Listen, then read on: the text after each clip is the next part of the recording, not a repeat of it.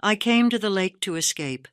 After everything that had happened, I needed a place where the world couldn't reach me, where the memories of my old life wouldn't chase me down every corner. The cabin had been my husband's idea once, back when we were still dreaming of retirement, of quiet evenings by the water, of watching the sun disappear behind the trees while holding hands in comfortable silence.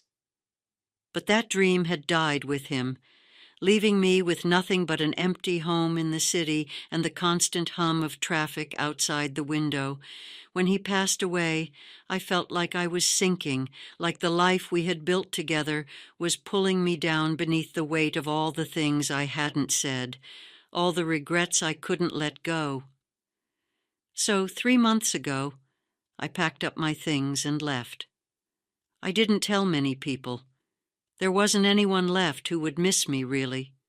My children were grown, scattered across the country with their own lives, and the friends we once shared had drifted away after the funeral, unsure of how to comfort the grieving widow who couldn't stop crying. The cabin by the lake had been sitting unused for years, untouched by time.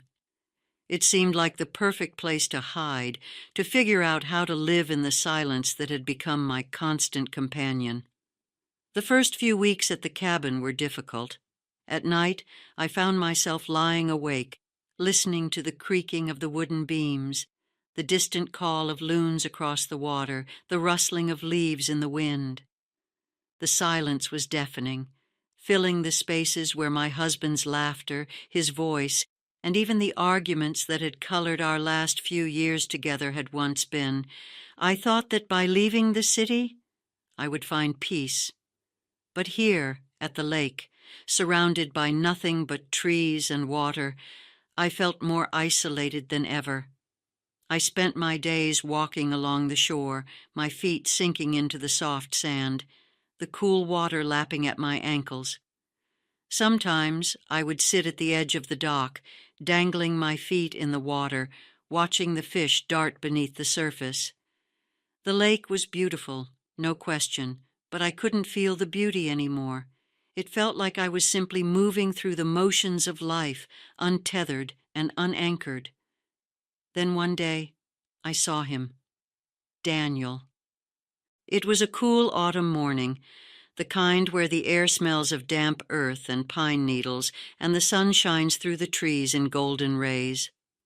I had gone for one of my usual walks along the lake when I saw him struggling with an old rowboat. The boat was small, worn from years of use, its paint peeling in places. Daniel was pulling it up onto the shore, his movements slow and deliberate, his face set in concentration. I had seen him before, of course. His cabin was just across the cove, hidden among the trees. He wasn't the type to make much noise or draw attention to himself, which was something I appreciated. But today, as I watched him from a distance, something compelled me to walk over. "Need some help?" I asked, surprising even myself with the question. He looked up, startled for a moment, before a faint smile crossed his face. I wouldn't say no to it. I bent down and helped him pull the boat onto the sand. It was heavier than it looked, but between the two of us we managed to get it far enough out of the water.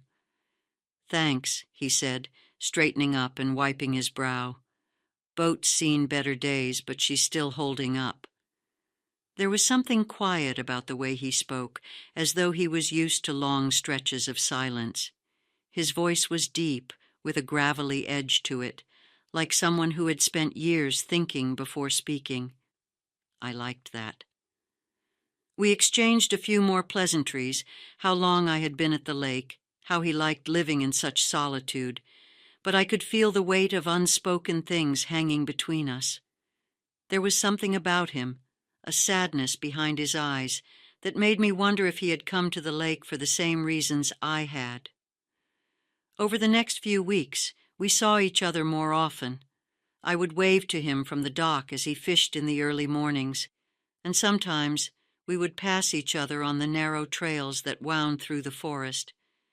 Each time, our conversations grew a little longer, a little more personal. But it wasn't until a chilly evening in late October that I learned the truth. That day the sky had turned a soft gray, and the wind had picked up, carrying with it the first hints of winter. I had been sitting on the porch, wrapped in an old blanket, when I saw Daniel walking along the shore, his hands deep in his pockets. He was alone, as always, but there was something different about the way he moved, something heavy in his step. "Care for some company?" I called out, my voice carrying across the water.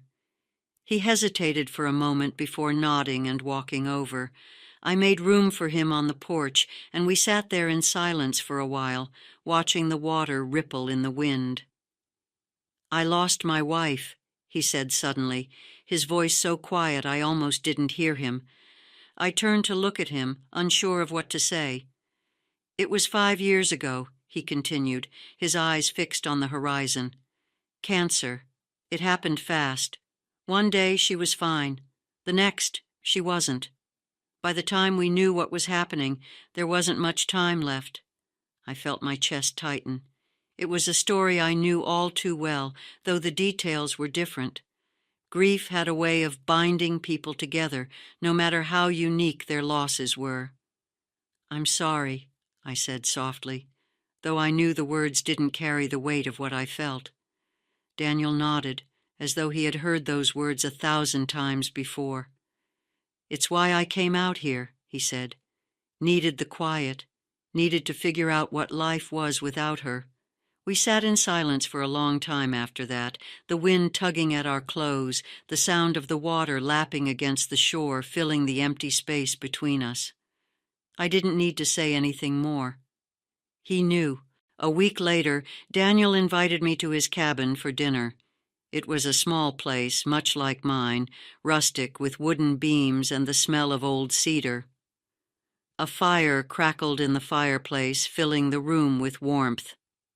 The meal was simple: roasted vegetables, fresh fish he had caught earlier that morning. But there was a sense of intimacy in the simplicity, a feeling of shared solitude. As we ate, I found myself talking more than I had in months, about my husband, about the anger I still felt at how things had ended. He had died suddenly, a heart attack with no warning. I hadn't had a chance to say goodbye, to fix the things between us that had been fraying for years. "Some days, I don't know if I'm grieving him or the life we never had," I confessed, my voice trembling. "We were together for so long, but toward the end we were strangers. I don't know how to reconcile that." Daniel listened, his eyes soft and understanding. "Grief is complicated," he said quietly. "It doesn't follow a straight line. You can miss someone and still be angry with them. You can love someone and still feel betrayed by them. It doesn't make your feelings any less real." His words felt like a balm to my aching heart. For so long, I had felt like I was drowning in conflicting emotions, unsure of how to move forward. But here, in the warmth of Daniel's cabin, I felt something shift. After dinner, we sat by the fire, the silence between us comfortable and full. There was no need to fill it with words. I could feel the weight of his presence beside me, solid and reassuring. At some point, our hands found each other, fingers entwining. It was a small gesture, but it felt monumental, like we had crossed a threshold neither of us had expected. And then, without thinking, I leaned over and kissed him. It was soft at first, tentative, but there was something electric in the touch, something that had been building between us for weeks. I could feel the years of loneliness, the years of grief and longing melt away in that moment. But as the kiss deepened, a wave of fear surged through me and I pulled back, my heart racing. "I'm sorry," I whispered, shaking my head. "I don't know what I'm doing." Daniel's hand remained on mine, steady and patient. "It's okay," he said softly. "We don't have to rush anything." In the days that followed, I couldn't stop thinking about the kiss. It had stirred something in me that I had long buried, something I wasn't sure I was ready to confront. I spent hours pacing the cabin, my mind swirling with thoughts of my husband. How could I feel this way about someone else? How could I allow myself to want again, to desire something new when the shadow of my past still loomed so large?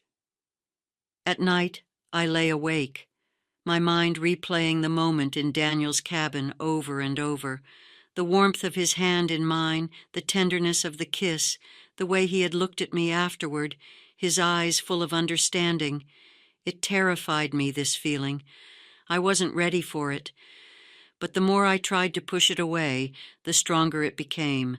One evening, as I sat on the porch watching the sun set, the phone rang. It was my daughter, calling from across the country. We talked about her life, her work, her children, but I found it difficult to focus. She asked me how I was doing, and for a moment I hesitated. I could have told her everything, about the kiss, about Daniel, about the confusion and guilt that had taken over my life. But I didn't. Instead, I told her I was fine, that the lake was peaceful, that I was doing well. After we hung up, I felt an overwhelming sense of isolation. I had lied. I wasn't fine. I was confused and scared and unsure of what to do with these new feelings that were consuming me.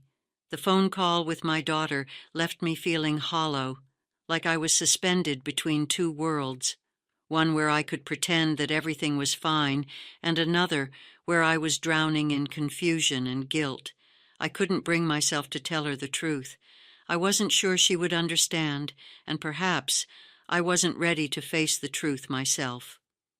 Days passed, and I found myself avoiding Daniel, not out of anger or resentment, but because I didn't trust my own emotions. The kiss had awoken something inside me that I hadn't felt in years. It wasn't just desire. It was hope. Hope that I could move forward, that I could feel something beyond grief. But with that hope came the fear that I was betraying the memory of my husband, betraying the life we had built, even if it had been fraying at the edges before he died. I kept to myself, spending my mornings by the lake and my afternoons in the garden. I had always found solace in the rhythm of nature, in the way the earth moved through its seasons without hesitation, without guilt. But no matter how many flowers I planted or how many sunsets I watched, I couldn't quiet the storm inside me. One evening, after a particularly restless day, I decided to take a walk by the lake. The air was cooler now, the first signs of winter creeping into the wind. The sky was a deep blue, fading into the pinks and purples of twilight, and the water shimmered like glass. It was the kind of beauty that should have brought peace, but all I felt was turmoil. As I walked along the shore, lost in thought, I heard footsteps behind me. I turned to see Daniel approaching, his hands tucked into his jacket pockets, his expression unreadable. For a moment I considered walking away, avoiding the conversation that I knew was coming, but something inside me told me that running wouldn't solve anything. "Grace," he called out softly as he drew closer. "I haven't seen you in a few days." I nodded, my heart racing in my chest.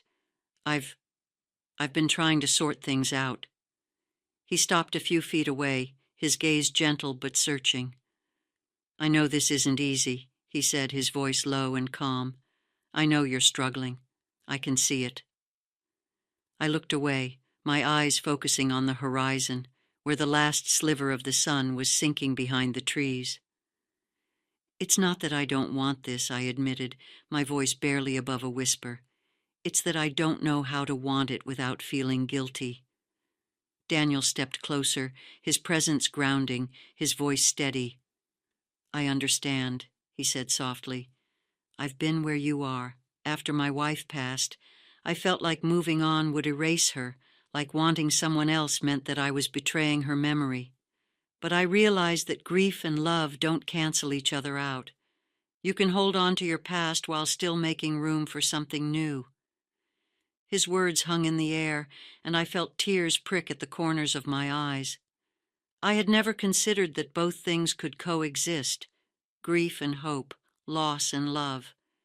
It had always seemed like one would have to replace the other, like I would have to choose between holding on to my past or stepping into my future. "I'm scared," I confessed, my voice trembling. "I'm scared that if I let go, I'll forget him, that I'll forget everything we had." Daniel's expression softened, and he reached out, gently taking my hand in his. "You won't forget," he said. "You'll always carry him with you. But that doesn't mean you have to carry the weight of that grief alone. You deserve to live, Grace. You deserve to feel joy again." I closed my eyes, the tears finally spilling over, and for the first time in months, I allowed myself to cry, not just for my husband, but for everything I had lost along the way. I cried for the life I had lived, for the future that had been taken from me, and for the possibility of something new, something beautiful, that I was so afraid to embrace. Daniel didn't say anything as I cried. He simply held my hand, his presence a steady anchor in the storm of my emotions. When the tears finally subsided, I looked up at him, my heart still heavy, but my mind clearer than it had been in weeks. "Thank you," I whispered, my voice hoarse. Daniel smiled gently, his thumb brushing lightly over my knuckles. "You don't have to decide anything right now," he said. "Just know that I'm here, whenever you're ready." The storm came that night. I had been lying in bed trying to find sleep when I heard the first roll of thunder in the distance. At first, it was a low rumble, barely audible over the sound of the wind through the trees, but soon it grew louder, closer, until the cabin seemed to shake with the force of it. The rain followed soon after, a steady downpour that beat against the windows, filling the room with the sound of water hitting glass. I wrapped the blanket tighter around myself, my heart racing as the wind howled outside.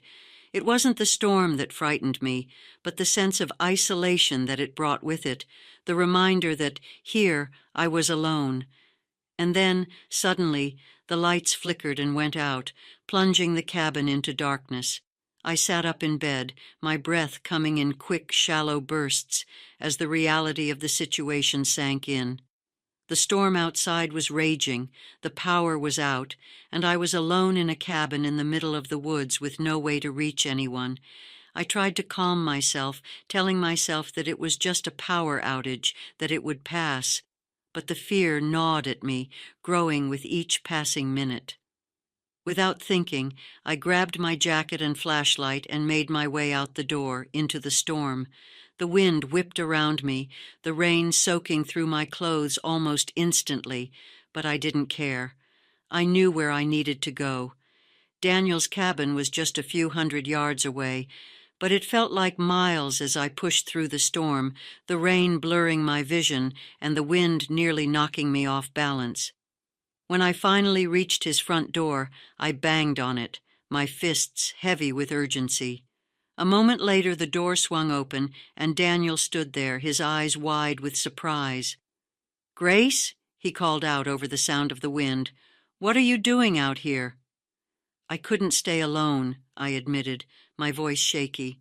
"The storm, the power went out, and I—" Daniel didn't hesitate. He pulled me inside, shutting the door behind us. The warmth of his cabin enveloped me immediately, and I could feel the tension in my body begin to ease. "You're soaked," he said, his voice full of concern. "Come sit by the fire." I let him lead me to the fireplace where the flames flickered and crackled, casting a warm glow over the room. He handed me a blanket, and I wrapped it around myself, shivering as the warmth began to seep into my skin. "Thank you," I whispered, my voice barely audible over the sound of the rain pounding against the windows.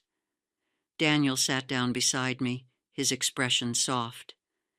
"You don't have to thank me," he said. "You're always welcome here."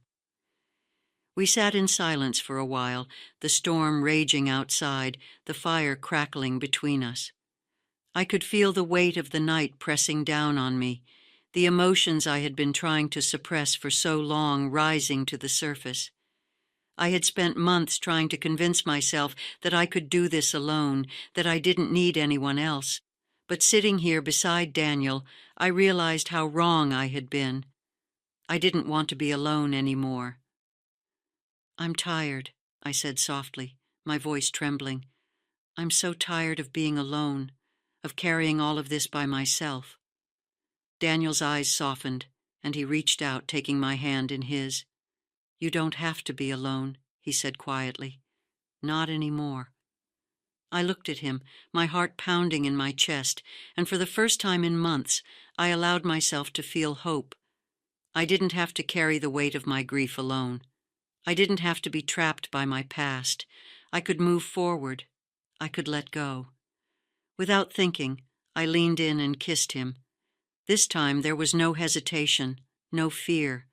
It was slow, gentle, filled with all the things we hadn't said, all the things we had been too afraid to feel. As his arms wrapped around me, pulling me closer, I felt the weight of the past begin to lift, replaced by something new, something real. The storm outside continued to rage, but inside there was only warmth. We didn't speak as we moved together, our actions slow and deliberate, each touch a promise that we didn't have to face the world alone anymore. It wasn't about replacing the people we had lost or forgetting the lives we had lived. It was about making room for something new, something that could grow alongside the memories we still carried. When I woke the next morning, the storm had passed. The sky was a soft blue, and the sunlight streamed through the windows, casting a golden glow over the room. Daniel was still asleep beside me, his breathing slow and steady, his arm draped loosely over my waist. I lay there for a long time, staring at the ceiling, my mind quiet in a way it hadn't been in years. There was no guilt, no fear, no hesitation. For the first time since my husband's death, I felt at peace. I knew that things wouldn't be easy. Moving forward was never easy, especially when you had spent so long clinging to the past. But I also knew that I didn't have to do it alone. Daniel had shown me that. He had shown me that it was okay to want again, to feel again, to live again. As I slipped out of bed and wrapped a blanket around myself, I glanced out the window at the lake. The water was calm, the reflection of the trees perfectly mirrored on its surface. It was beautiful, but this time I didn't feel the weight of isolation pressing down on me. I walked into the kitchen and started a pot of coffee, the scent filling the cabin with warmth. A few minutes later, Daniel appeared in the doorway, his hair tousled, his eyes still heavy with sleep. "Morning," he said, his voice soft and low. "Morning," I replied, a smile tugging at the corners of my lips. He walked over and wrapped his arms around me, pressing a soft kiss to my forehead. "How are you feeling?" he asked, his voice full of concern. I looked up at him, my heart full. "I feel free," I said honestly. Daniel smiled, his eyes softening. "Good," he said. "You deserve to feel free." We spent the morning in quiet companionship, sipping coffee by the fire, watching the world outside slowly come back to life after the storm. There was no rush, no urgency, just the quiet contentment of two people who had found something worth holding on to. As the day stretched on, I thought about the future, about what life would look like now that I had allowed myself to embrace this new chapter.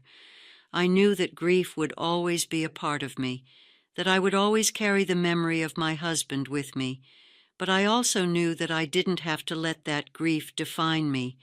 I could move forward. I could live again. And as I sat there beside Daniel, watching the sunlight dance across the water, I knew that I was ready.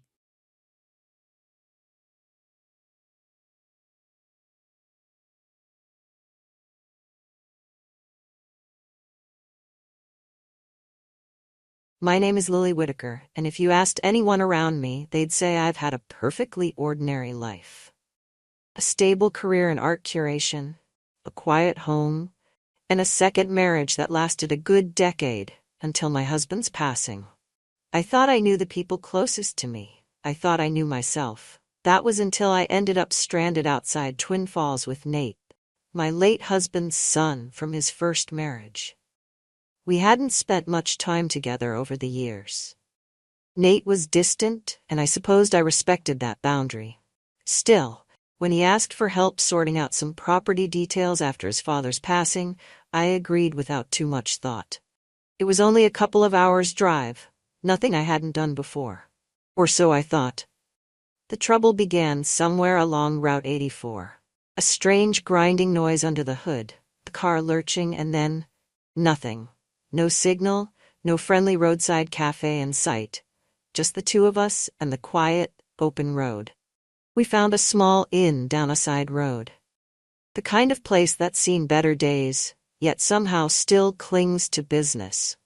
I assumed it would be one night, a small inconvenience in the grand scheme of things.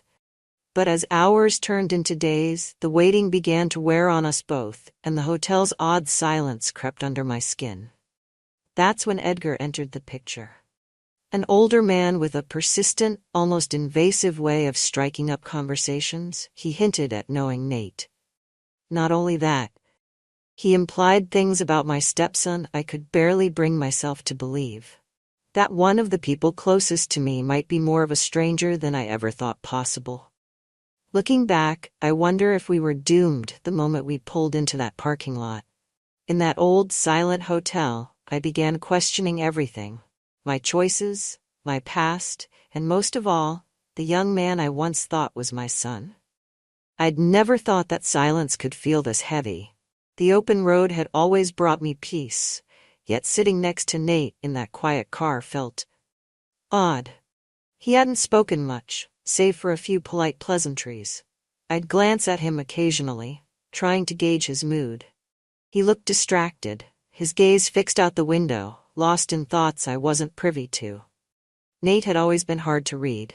When I married his father, Hal, he was already in his early 20s, a brooding young man who'd barely come around for family dinners. He'd visit Hal on occasion, but I'd often feel like an intruder in their conversations. My relationship with Hal was filled with joy and ease, but I could never say the same for my relationship with his son.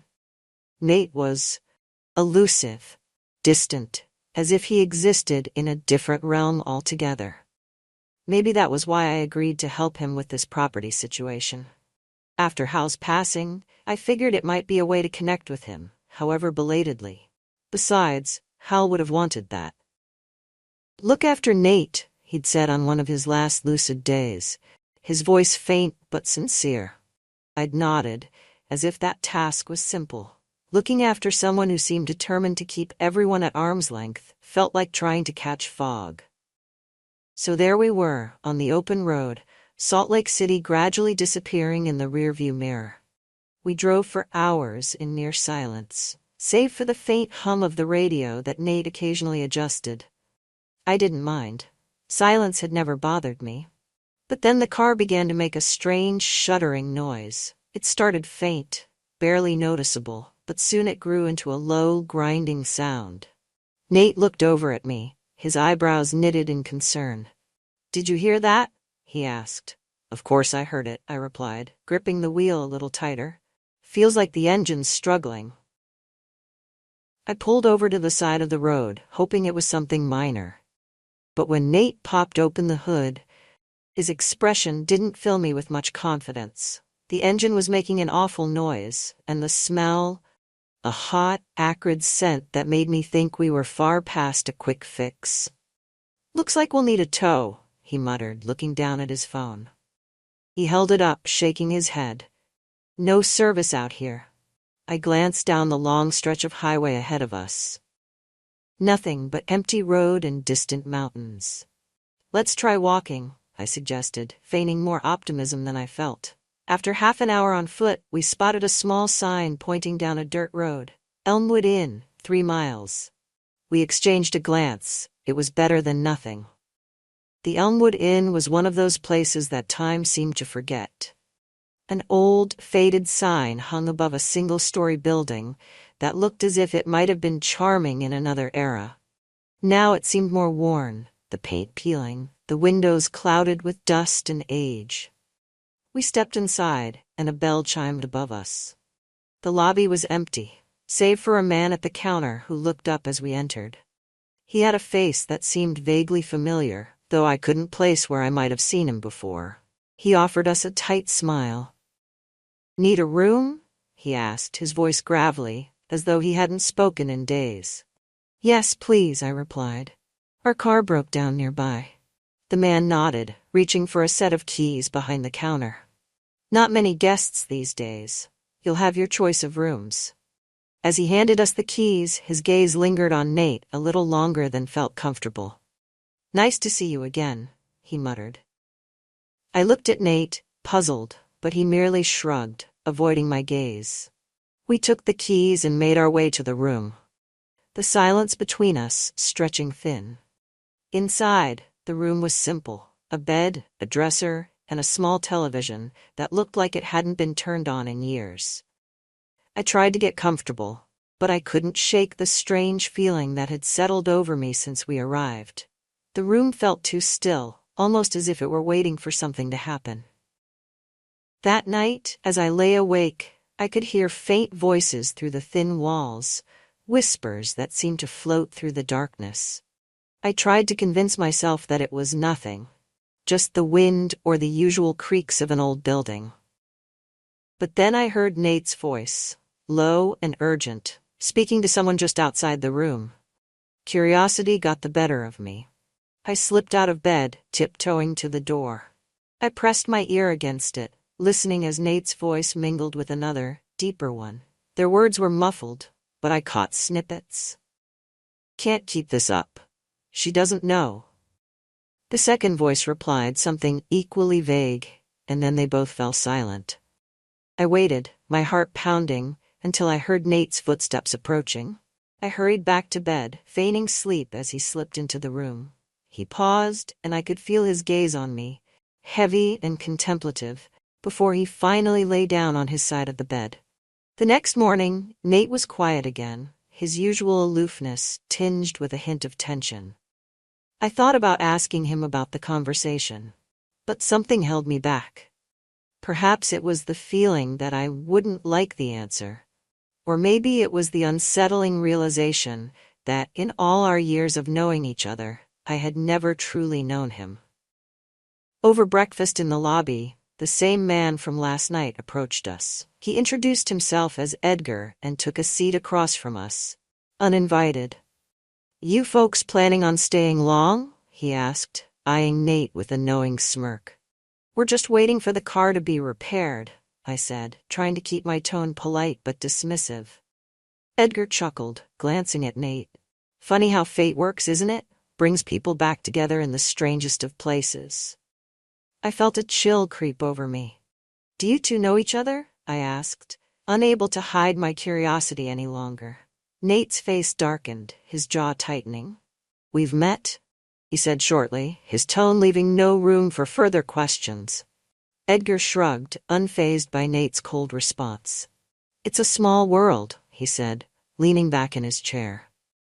"Or maybe it's just the way things are meant to be." I didn't know what to make of that. Edgar left soon after, leaving a strange silence in his wake. I glanced at Nate, hoping he'd offer some sort of explanation, but he remained tight-lipped, his eyes fixed on his coffee, as if it held all the answers he needed. That evening, as we prepared to settle in for another night at the inn, I decided to take a walk. The inn's surroundings were quiet, and the night air was crisp, the stars glinting coldly in the dark sky. I felt a sense of unease I couldn't shake, a gnawing feeling that something was very wrong, even if I couldn't pinpoint exactly what it was. As I walked, I found myself back near the lobby, where Edgar was leaning against the front desk, his eyes on me the moment I walked in. "You should be careful, Mrs. Whitaker," he said, his voice low and ominous. "Not everyone is who they seem." I blinked, taken aback. "What's that supposed to mean?" He shrugged, giving me a smile that was anything but reassuring. Just a friendly warning. I returned to our room, my mind racing. I wanted to confront Nate, to demand answers. But something stopped me. A gut feeling that whatever was going on, I wasn't ready to know. As I lay in bed staring at the ceiling, I could feel the weight of unspoken words filling the room. Nate was keeping secrets. That much was clear. But the question was, why? And what would happen when I finally uncovered the truth? The next morning, Nate was already gone by the time I woke up. His bed was neatly made, his bag missing from the corner of the room. I checked my watch. It wasn't even 7 yet. A quick glance out the window showed no sign of him, only the motel's faded neon sign blinking in the early light. I dressed quickly, feeling an odd mixture of irritation and worry. Perhaps he'd gone to check on the car, but a small voice in my head whispered doubts. After all, he hadn't mentioned any plans. He hadn't mentioned anything, really. I found Edgar in the dining area, leisurely pouring himself a cup of coffee, as if he had all the time in the world. He looked up as I entered, his eyes glinting with the same unsettling warmth he'd shown last night. "Morning, Mrs. Whitaker," he greeted, his voice too familiar for my liking. "Have you seen Nate?" I asked, trying to keep my tone casual. "Oh, he was up bright and early," Edgar said, sipping his coffee. "Said he had some business to take care of in town." "Business," I repeated, confused. "What kind of business?"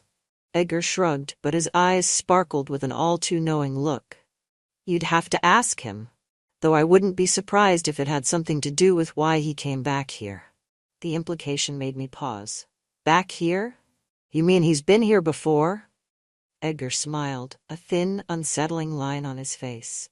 "Yes, though I don't suppose he told you that?" I felt my heart beat a little faster. "No, he didn't mention it." "Well, some things are better left unsaid, I suppose," Edgar murmured, his gaze drifting out the window. "But you know how it is with family secrets. They always find a way to the surface." The words hung in the air, heavy and foreboding. I was about to press him for more when Nate walked in, a gust of cool, morning air following him.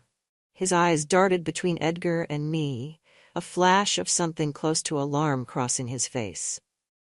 "Morning," he muttered, looking pointedly at Edgar. "I see you're up early." Edgar raised his cup in a mock toast. "Just keeping your stepmother company." Nate's jaw tightened. "I think she's fine on her own."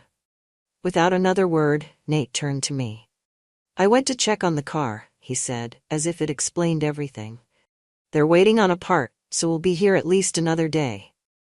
Something in his tone told me not to press further, so I nodded, swallowing the questions bubbling up inside me. But the tension between him and Edgar was impossible to ignore. I could see it in the way Nate avoided looking at him, the barely concealed irritation in his tone. Later that day, I decided to take a walk into the small town nearby, hoping a bit of fresh air would clear my mind. The town itself was a quiet, almost ghostly place, with only a handful of stores lining the main street. I stopped in at a cafe and ordered a coffee, settling by the window to watch the world go by. A few minutes later, a woman sat down at the table next to mine. She looked to be in her 60s, with sharp eyes that held a surprising amount of curiosity. "You're new in town," she said, her voice friendly yet cautious. I nodded. "Just passing through. My stepson and I got stranded here when our car broke down." Her eyes flicked toward the window where the motel's sign was just visible down the road. "Staying at the Elmwood, I see." "Yes," I replied, feeling a slight unease in her tone. "Do you know the place?" "Everyone in town knows the Elmwood," she said with a slight smile. "It's been here forever. And Edgar, well, he's practically part of the scenery." She paused, studying me carefully. "You say you're here with your stepson?" "Yes, Nate," I replied. "He's in town for a bit of family business."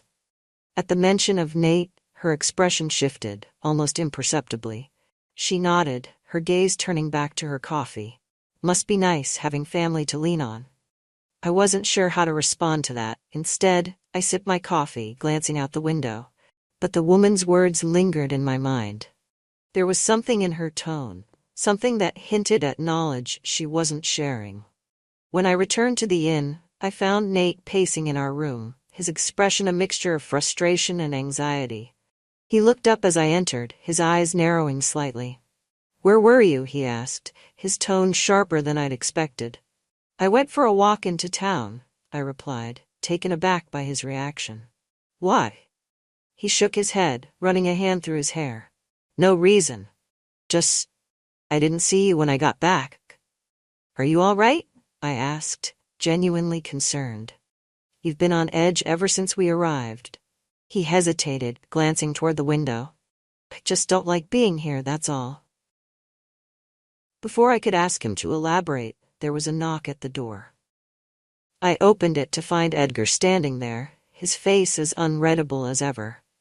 "Sorry to interrupt," he said, his tone polite but insistent. "But I thought you'd want to know, the mechanic just called. Your car should be ready by tomorrow afternoon." I felt a wave of relief, but Nate's expression remained tense.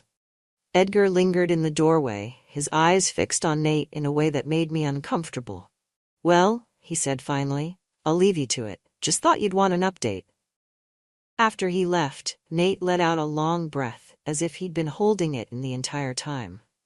"Nate," I said quietly, "is there something going on between you and Edgar?" He looked at me, his jaw set. "It's complicated." "I'd like to understand," I replied, choosing my words carefully. "You've been acting strange ever since we got here, and Edgar seems to know you better than I do." For a moment, he looked as if he might tell me something, his eyes softening. But then he shook his head, as if dismissing the thought. "Just let it go, Lily," he said, his tone final. "It's not something you need to worry about." I wanted to protest, to demand an explanation, but something in his voice stopped me. This wasn't the time. Not yet. That night, I lay awake, the events of the past few days swirling in my mind. Edgar's strange familiarity with Nate. The way the townspeople seemed to know him. It all felt like pieces of a puzzle I couldn't quite put together. Around midnight, I heard Nate get out of bed. I watched as he slipped on his shoes and left the room, the door closing softly behind him. Curiosity gnawed at me, and after a moment's hesitation, I followed him, keeping my distance as he made his way down the dimly lit hallway. He exited through a side door, and I watched as he walked toward the edge of the property, where Edgar was waiting. They spoke in low voices, their faces illuminated by the faint glow of a nearby streetlight. I crept closer, straining to hear their conversation. "You're making a mistake," Edgar was saying, his tone cold and angry. "This isn't going to end the way you think." Nate's voice was equally tense. "I don't have a choice." "Everyone has a choice, Nate," Edgar replied, his voice dripping with disdain. "Don't act like a martyr. We both know what you're really after." Nate clenched his fists, his voice barely a whisper. "Just stay out of it, Edgar. This is between me and her." I froze, a chill running down my spine. Who was he talking about? Who was her? Before I could process what I'd heard, Edgar looked up, his gaze cutting through the darkness and landing directly on me. His lips curled into a twisted smile. "Well, well," he said, his voice dripping with mock amusement. "Seems we have company." Nate turned, his expression a mixture of shock and anger. "Lily, what are you doing here?" I stumbled back, feeling my face flush. I couldn't sleep. I heard voices." Edgar chuckled, a low, dark sound that seemed to echo through the night. "Curiosity can be a dangerous thing, Mrs. Whitaker. Haven't you heard that saying?" Nate's expression softened slightly, but there was still a hint of frustration in his eyes. "Let's go back inside," he said, reaching for my arm. As he led me back to our room, I felt a sense of dread settling over me. There was so much I didn't understand, so many pieces of the story I was missing. And Nate's refusal to open up only made it worse. When we got back to our room, he closed the door quietly, his face drawn and tense. "I didn't want you to find out this way," he muttered, mostly to himself. "Find out what?" I asked, my voice barely a whisper. He looked at me, a mixture of guilt and sadness in his eyes. It's not something I can explain. Not here, not now. I wanted to press him to demand answers, but something told me that he couldn't tell me the truth. Not yet. And as I lay in bed that night, I couldn't shake the feeling that I was caught in something far bigger and far darker than I'd ever imagined. After that night, something shifted between Nate and me. He became withdrawn, his gaze distant, and there was a new tension in his voice, as though he was constantly guarding himself. Even the way he walked seemed different, shoulders hunched and wary, as if every step took him closer to something he dreaded. We had only a few more hours until the car was supposed to be ready, and the thought of leaving Elmwood Inn felt like an escape. I clung to that hope. But the feeling of escape was short-lived. As we waited in the lobby for word from the mechanic, Edgar strolled over, his eyes gleaming with that all-too-familiar mockery. "Planning to head out so soon?" he asked, a smile lurking beneath his words. "Yes," Nate said firmly, a sharp edge to his voice. "We're done here." Edgar chuckled. "You think leaving changes anything?" "Some things follow you, no matter how far you run." Nate stiffened, his fists clenched, and for a moment, I saw a flash of something that looked like fear. I wanted to interject, to diffuse the tension, but something held me back. I sensed there was more to this than I could grasp, and my instinct told me to stay silent and listen. "It's only a matter of time, Nate," Edgar continued, his voice soft but loaded with menace. "You can't hide forever." Nate looked like he was about to respond, but instead, he turned away, muttering under his breath. He motioned for me to follow him outside. Once we were clear of Edgar's presence, he let out a shaky breath, his expression tight with anger. "What was that all about?" I asked, unable to contain my curiosity any longer. He hesitated, looking away, his jaw clenched. "It's nothing, just an old grudge he won't let go." "An old grudge?" I echoed, feeling the weight of his words settle over me. "Nate, you can't keep shutting me out. You're acting like there's something terrible hanging over you. And Edgar, he talks like he knows you in ways I don't understand." Nate sighed, his shoulders sagging. "It's complicated, Lily. There are things I did, things I'm not proud of. I came here to put it behind me, but Edgar won't let it go." I wanted to press him, to demand the truth, but the pain in his eyes stopped me. This was clearly something he carried deeply, something he'd buried for reasons I might never understand. As much as I wanted answers, I knew that pushing him now would only drive him further away. "Let's just focus on getting out of here," he said finally, his voice barely more than a whisper. "Once we leave, none of this will matter." I nodded, trying to push aside my own doubts and fears. But deep down, I couldn't shake the feeling that leaving wouldn't be as simple as he thought. An hour later, we were back in the lobby, waiting for the mechanic's call when Edgar appeared again, his expression grave. "Car's ready," he said, tossing a set of keys onto the counter. "You can pick it up down the road." Nate grabbed the keys, muttering a curt thanks as he headed toward the door. I followed him, eager to be gone from the inn and the strange, suffocating tension that seemed to fill every corner of the place. We reached the mechanic's shop, but when we walked in, there was no sign of the car. Instead, the mechanic, a heavy-set man with a grizzled beard, looked up from under the hood of another vehicle, wiping his hands on a rag. "Looking for your car?" he asked, his voice thick with a local drawl. "Yes," Nate replied, frowning. "We were told it was ready." The mechanic's brow furrowed. "It should have been, but Edgar called earlier, said you wouldn't be needing it right away. So I didn't finish up." Nate's face paled, and his hands clenched into fists. He did what?"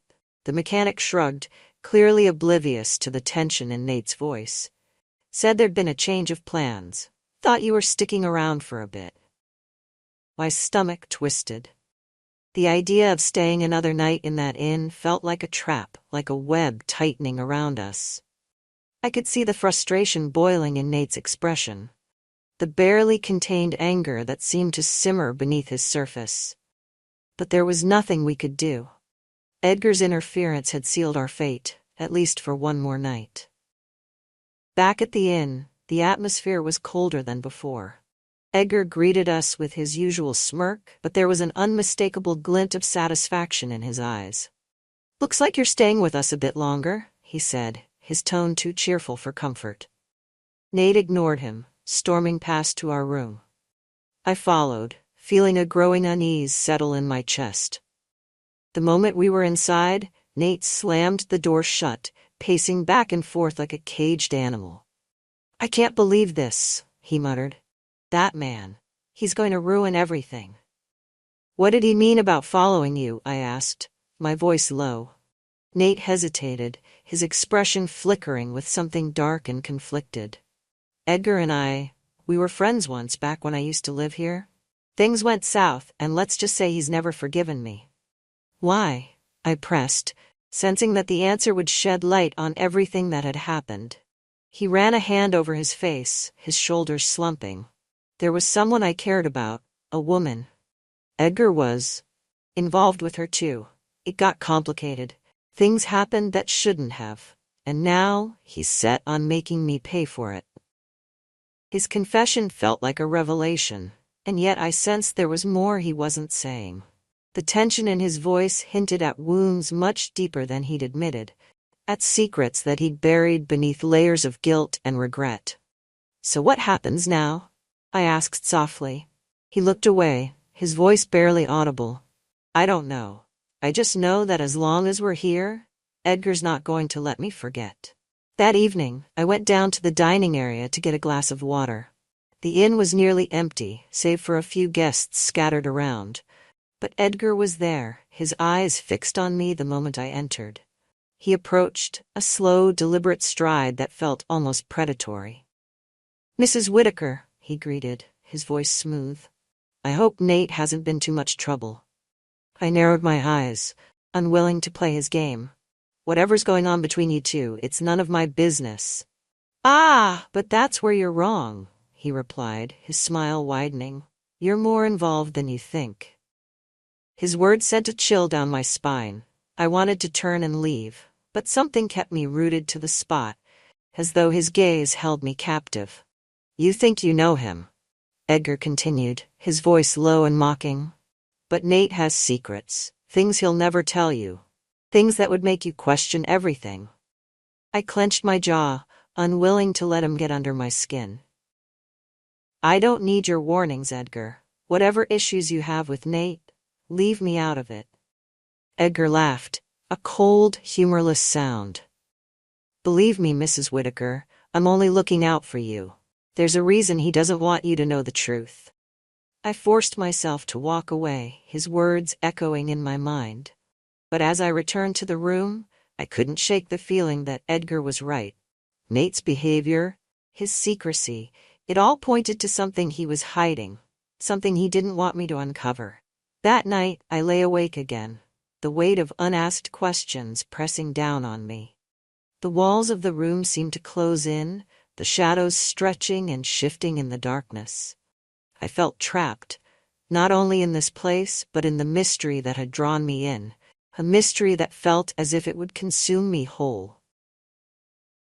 The next morning, I found a note slipped under the door. The handwriting was scrawled, hurried, but the message was clear. "Meet me in the woods behind the inn. 10 a.m. There was no signature, but I knew who it was from. I slipped out of bed quietly, not wanting to wake Nate. I dressed quickly, my heart pounding as I slipped out of the room and made my way to the back of the property. The woods loomed ahead, dark and foreboding, their branches twisting together like skeletal fingers. I found Edgar waiting for me, his expression unreadable. "You're brave to come alone," he said, his voice laced with sarcasm. "Just tell me what you want," I replied, refusing to let him intimidate me. He studied me for a moment, his gaze piercing. "I want you to understand the man you're defending. Nate isn't who you think he is." "Then tell me," I challenged, crossing my arms. "Tell me what he's done." He hesitated, as if debating whether to continue. Nate was involved in something dark, something that hurt people. He thinks he can run from it, but he's wrong. It's only a matter of time before it catches up to him. What exactly are you accusing him of? I demanded, feeling a surge of anger. Edgar's smile was cold. Ask him yourself. But don't be surprised if he lies. That's what he does best. With that, he turned and walked away, leaving me standing alone in the clearing, his words hanging in the air like a curse.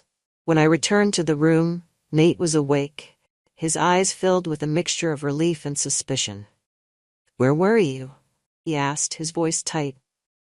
I went for a walk, I replied, trying to keep my tone steady. I needed some air. He studied me, his gaze searching. Lily, I know things haven't been easy. I know I've been keeping things from you, but I need you to trust me. Whatever Edgar says, he's only trying to turn you against me. His words felt sincere, but Edgar's warnings echoed in my mind. I wanted to believe Nate, to trust that he was telling the truth. But the shadows lurking in his eyes told a different story. A story he wasn't ready to share. I just want to understand, I whispered. I want to help you, Nate, but I can't do that if you keep shutting me out. He looked down, his hands clenched at his sides. Maybe when we get back. Maybe then I can tell you everything. It wasn't the answer I wanted, but it was the only one he was willing to give. And as we prepared to leave Elmwood Inn, I couldn't shake the feeling that the truth, whatever it was, would haunt us long after we'd left.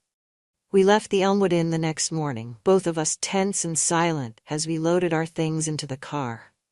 Nate barely looked at me, his face tight with whatever thoughts plagued him. I couldn't shake the feeling that something irreversible had taken place, that we were leaving with far more questions than we'd arrived with.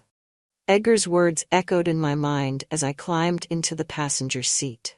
He had made it clear that he wanted me to doubt Nate, to see him through his own warped lens. And yet, I couldn't ignore the hints he'd dropped, the ominous accusations that had left a chill in my heart. As we pulled onto the highway, I glanced at Nate, searching for any sign of reassurance. But he seemed lost in his own world, his hands gripping the wheel so tightly his knuckles were white. The drive was long, and the silence between us felt heavy, like a storm waiting to break. I thought of all the things I wanted to say, the questions I wanted to ask, but every time I opened my mouth, something held me back. A feeling that once I crossed that line, there would be no going back. Finally, I couldn't take it anymore. Nate, I began, my voice barely above a whisper. Back there, Edgar said things about your past. He didn't respond, his gaze fixed on the road ahead. He said you were hiding something, that you'd hurt people. I continued, my voice trembling. I need to know if any of it is true. For a moment I thought he wouldn't answer. But then he let out a long, shuddering breath, his hands loosening on the wheel. Edgar, he began, his voice thick with anger and regret.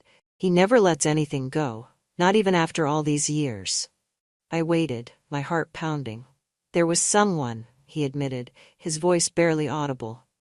A woman I was involved with before I met you and Hal. It was complicated. She was involved with Edgar too. Things got messy. He paused, as if gathering his thoughts. We both thought we loved her, but it was more of an obsession.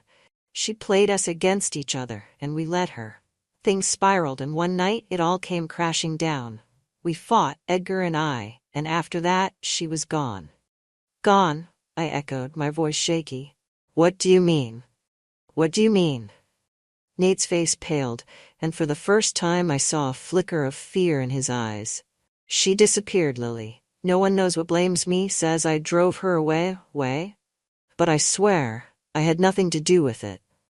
The weight of his words settled over me, heavy and suffocating.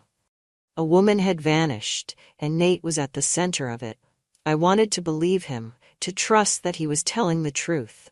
But the doubt lingered, creeping into my mind like a shadow. As the days passed, I tried to put the events at Elmwood behind me. But the memory of Edgar's warnings and Nate's confession gnawed at me, an itch I couldn't scratch. I began to notice things, small, subtle changes in Nate's behavior. Moments where his smile didn't reach his eyes, where his laughter felt hollow. One evening, as we were sorting through some of Hal's belongings, I came across a box labeled Nate. Inside were photographs, letters, mementos from his younger years. There was a picture of him with a woman, her face obscured by a shadow, but I could see her hand resting on his shoulder, her fingers lightly entwined with his. My heart clenched as I stared at the photograph. Was this the woman he'd spoken of? The one who had come between him and Edgar? And what had really happened to her? I couldn't stop myself from looking through the rest of the box, hoping for some clue, some explanation. But all I found were fragments of a life I barely recognized, pieces of a puzzle I couldn't put together. Later that night, I confronted Nate again, unable to keep my silence any longer. "Nate," I began, my voice strained. "I found a photo today, a picture of you with a woman. Is that her?" He looked up, his face a mask of guilt and regret. "Yes," he admitted, his voice hollow. "That's her." I felt a surge of anger, of betrayal. "Why didn't you tell me? Why didn't you tell Hal?" He shook his head, his gaze dropping to the floor. "I was ashamed, Lily. I thought I could bury it, move on. But Edgar, he's always there, reminding me of what happened, of what he thinks I did." "What did happen, Nate?" I pressed, feeling the weight of his silence. He hesitated, his face pale and drawn. "I don't know. One night she just left. No goodbye, no explanation. Edgar blames me, says I pushed her away. But I swear I didn't do anything to her. She just vanished." His words hung in the air, heavy with unresolved tension. I wanted to believe him, to trust that he was telling the truth. But the doubt lingered, like a shadow lurking in the corner of my mind. The days turned into weeks, and our lives slowly returned to a semblance of normalcy. But the memory of Elmwood Inn, of Edgar's accusations and Nate's confession, refused to fade. I found myself watching Nate, searching for signs that would confirm or deny my suspicions. But he remained as distant as ever, locked in a world of his own. One evening, as I was preparing dinner, the doorbell rang. I opened the door, and my heart froze. It was Edgar. He stood on the porch, a grim smile on his face, as if he'd been waiting for this moment all along. "Hello, Mrs. Whitaker," he said, his voice smooth and mocking. "I thought it was time we had a little chat." I felt a surge of anger, of fear. "What are you doing here?" "I came to see Nate," he replied, his gaze flickering toward the living room. "There are some things we need to discuss." Before I could respond, Nate appeared in the doorway, his face pale and drawn. He stared at Edgar, his jaw clenched, his fists tightening at his sides. "Get out," he growled, his voice barely more than a whisper. Edgar chuckled, stepping into the house despite Nate's warning. "Now, is that any way to treat an old friend?" Nate moved forward, his eyes blazing with anger. "I told you, Edgar, I want nothing to do with you." Edgar smirked, his gaze shifting to me. "Does she know, Nate? Does she know what really happened?" Nate's face twisted with rage, and he lunged at Edgar, his fist swinging. They grappled, their bodies colliding in a blur of fury and resentment. I tried to pull them apart, but they were locked in a battle I couldn't stop, a struggle fueled by years of betrayal and bitterness. Finally, they broke apart, both of them panting, their faces flushed with anger. "You can't run from this, Nate," Edgar spat, his voice filled with venom. "You may have convinced yourself that you're innocent, but I know the truth. And so does she." He turned to me, his eyes cold and calculating. "Ask him, Mrs. Whitaker. Ask him about that night. See if he'll tell you what really happened." With that, he stormed out of the house, leaving us in a silence that felt as heavy as a tomb. I turned to Nate, my heart pounding, my mind racing with questions. "Nate," I whispered, my voice trembling. "What did he mean? What happened that night?" He looked away, his face pale and haunted. I can't. I can't talk about it." I felt a surge of frustration, of despair. "Why? Why won't you tell me the truth?" "Because," he replied, his voice barely a whisper, "because I don't even know the truth myself." The days that followed were a blur of silence and suspicion. Nate retreated further into himself, his face drawn and haunted, as if he were wrestling with a darkness he couldn't escape. I tried to reach out to him, to offer comfort, but he pushed me away, his gaze cold and distant. And then, one night, he was gone. I woke to find his side of the bed empty, the house eerily silent. I searched every room, every corner, but there was no sign of him. It was as if he'd vanished, leaving nothing behind but the lingering scent of his cologne. Desperate, I called Edgar, hoping he might have some answers. But his phone went straight to voicemail, his voice a mocking echo in the silence. For days, I searched for Nate, combing through the town, questioning everyone I could. But no one had seen him, and every lead turned into a dead end. It was as if he'd been swallowed by the shadows, leaving me alone with nothing but questions and regrets. Months passed, and life moved on, but the memory of Nate haunted me like a ghost. I couldn't shake the feeling that he was out there somewhere, hiding from a past he couldn't escape. And though I tried to move on, to let go of the memories, the questions lingered, gnawing at my mind like a festering wound. Sometimes, late at night, I'd hear a sound, a soft knock at the door, a whisper in the darkness, and I'd wonder if it was him, if he'd come back to finish what he'd started. But each time the silence would settle, leaving me alone with the haunting echo of a story that had no end.